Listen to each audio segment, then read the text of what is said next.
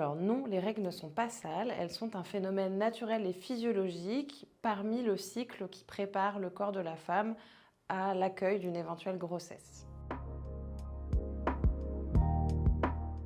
Alors, il existe de nombreuses idées reçues sur les règles. Parmi elles, les règles purifient le corps, les règles font maigrir, les femmes sont colériques pendant leurs règles, les femmes se synchronisent entre elles, on ne peut pas se baigner pendant ces règles, ou on ne peut pas avoir de sexualité pendant les règles, ou encore mettre un tampon fait perdre la virginité aux jeunes filles pendant leurs règles. Toutes ces idées reçues font partie de croyances ou d'opinions qui n'ont pour le moment jamais été prouvées. Donc les règles sont le résultat de l'évacuation de l'endomètre par l'utérus, par le corps. Au fur et à mesure du cycle hormonal de la femme, le corps fabrique un tissu qui s'appelle l'endomètre à l'intérieur de l'utérus pour accueillir une potentielle grossesse, donc de la fécondation entre un ovule et un spermatozoïde.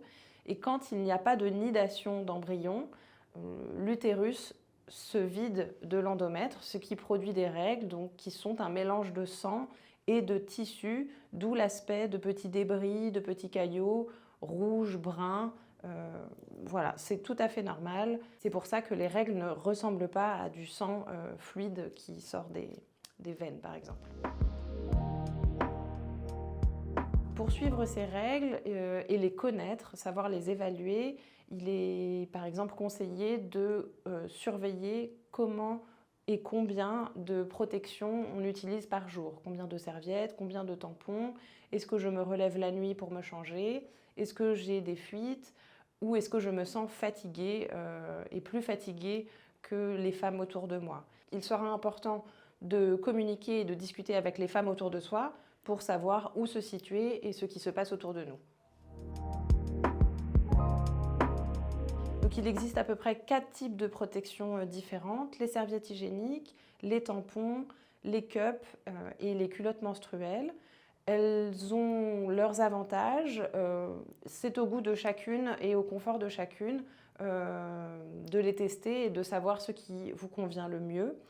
Ce qui est important de rappeler, c'est qu'il faut les changer toutes les 4 à 6 heures pour des questions d'hygiène et pour éviter des complications sérieuses comme le choc toxique, qui est grave mais quand même très rare.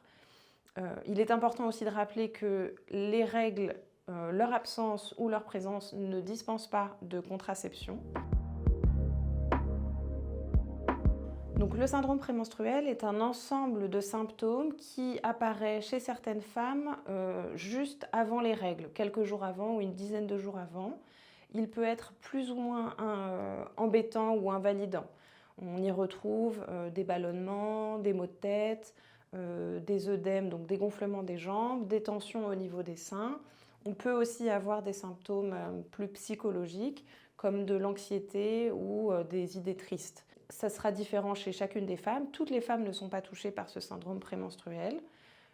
Il est le résultat des variations hormonales qui font varier le cycle des règles, mais aussi du coup qui font varier certains organes du corps. Si vous êtes gêné ou que vous vous posez des questions à propos de ce syndrome, n'hésitez pas à en parler à votre médecin traitant. Mon mot de la fin, ce serait information et communication. N'hésitez pas à parler de vos règles autour de vous, que ce soit aux femmes ou aux hommes. Ça vous permettra de mieux connaître votre corps, de mieux savoir gérer aussi votre sexualité, tout genre confondu. Quand on connaît son corps et celui des autres, on se sent tout de suite plus en maîtrise.